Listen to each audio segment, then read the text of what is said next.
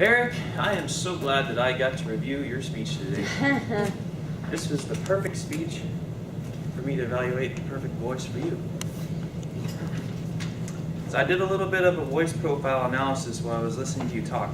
And for those of you out here that need to know, Eric's speech was about vocal variety and using his voice more than the content. What I found about you, Eric, my friend, you have just a...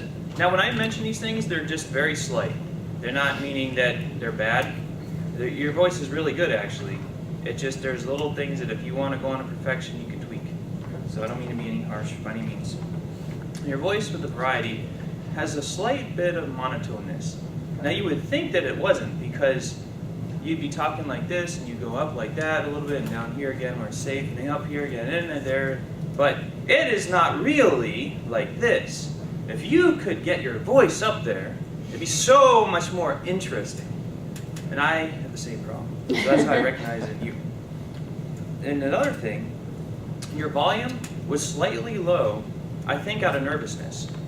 There was this one time when you talked about, you mentioned circuitous and you pronounced it wrong, but which, by the way, I just used circuitous. You said it wrong and you started to laugh, and then you got loud and confident and you sounded normal again, like if we were having a conversation outside of a speech. So you got the ability down inside, but you just weren't pulling it out because you were nervous. And with that nervousness, your speed accelerated. So you were going really fast. You were talking really fast, 1,000,000 miles an hour, and then you kind of forget what you were going to say. And that's how you get a break in there. But then you keep on going really fast. So if you could just slow it down and keep a nice average pace like this, and then maybe take a break, then get back into it, that'd be much better. Next, this is an interesting one. Most people don't know what tone is. Tone is brassy versus Sylvester Stallone-ish. So you can be like the brassy person, like this. Sounds kind of nasally. Or you can be like this. Kind of sound like that. And you have a little bit of a nasally, brassy voice like I do. And for us to overcome this, we have to hold our heads up high and do this exercise called gug. Gug, gug, gug, gug, gug, gug, gug. And when you do that, it'll really open it up so you have a nice deep voice and you sound great.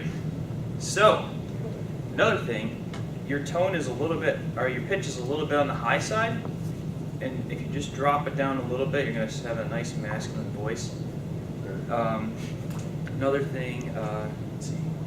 Oh yeah, some of your voice was coming from your upper body, more so than your diaphragm.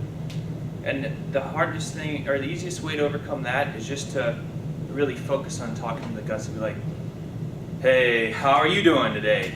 I think you're doing great. But if you talk like I am right now, you get the upper body voice, and you do that. We all do that a lot. It's probably been sitting all day. So those are just a couple things. Your content was great for the task at hand, and I know this stuff is probably overwhelming, but there's my advice.